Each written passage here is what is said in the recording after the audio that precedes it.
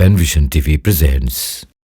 আমাদের সমাজে গ্রামে দেখি আমরা ক্রিকেট টুর্নামেন্ট হয়, হ্যাঁ, লোকালি বাচ্চারা মানে কেউ লিগ ছাড়ে, সেখানে 10টা-12টা টিম অংশগ্রহণ করে, তারা নিজস্ব চাঁদা দিয়ে অংশগ্রহণ করে, কিন্তু জয়লাভ করে দুটো পক্ষ, মানে একটা পক্ষ জয়লাভ করে, একটা রানার্স আপ হয়, পুরস্কার 2 পক্ষ পায়।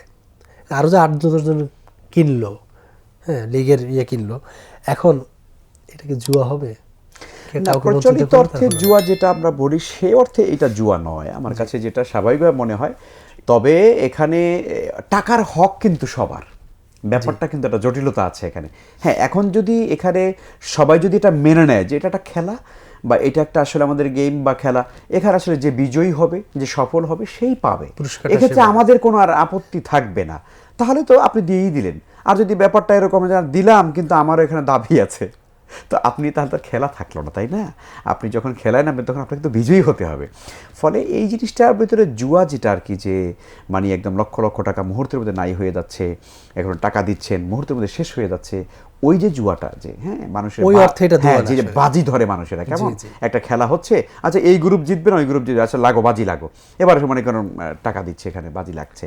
এখন দেখা যাচ্ছে যে যে পরাজিত হয়ে গেছে সে লক্ষ টাকা মুহূর্তের মধ্যে 1 সেকেন্ডের মধ্যে শেষ হয়ে গেল, আরেকজনের কোটি টাকার মালিক হয়ে গেল। এইটা যে অর্থে জুয়া বা যেভাবে হয়, সেটা খেলার যে পুরস্কার সেটা সেই অর্থে সেভাবে না। তো কাজে এটা জুয়াইভাবে বলবো না আমরা। তবে এই জাতীয় বিষয়গুলো যখনই শরিয়াতে কোনো বিষয় যখন কন্ট্রাডিকশন হয়, সন্দেহজনক হয়, নোমান ইবনে বাশির রাদিয়াল্লাহু তাআলা যে বিখ্যাত হাদিসটা, যে আল হালালু বাইয়িনুন ওয়াল হারামু বাইয়িনুন, হালাল এবং হারাম দুটো কিন্তু সুস্পষ্ট, ওয়া বাইনাহুমা উমুরুন মুশতাবিহাতুন, দুটোর মধ্যে রয়েছে কিছু সন্দেহজনক কাজ। তো ফামানিত্তাকা শুবহাত ইস্তাবরা লিদীনিহি ওয়া ইরদিহি, অতএব সন্দেহজনক কাজ যেটাই মনে হবে ওটা থেকে যে বেঁচে থাকতে পারবেন, সে তার দিনদারি ইমানদারি রক্ষা করলো। এটা একটা সন্দেহজনক আমরা বলতে পারি, এড়িয়ে যাওয়াটা ভালো। ওমান ওয়াকাফিশ শুবহাত ওয়াকাফিল হারাম, যে সন্দেহজনক কাজের মধ্যে ঢুকে পড়লো সে কিন্তু হারামের ঢুকে পড়লো। এই জন্য যে কোনো জিনিস যখনই আপনার কনফিউশন মানে ভাই শুধু হতে পারে, আপনি বেঁচে থাকেন, আপনি জুয়া হতে পারে, বেঁচে থাকেন, আলহামদুলিল্লাহ, আপনি সবথেকে নিরাপদ হয়ে গেলেন।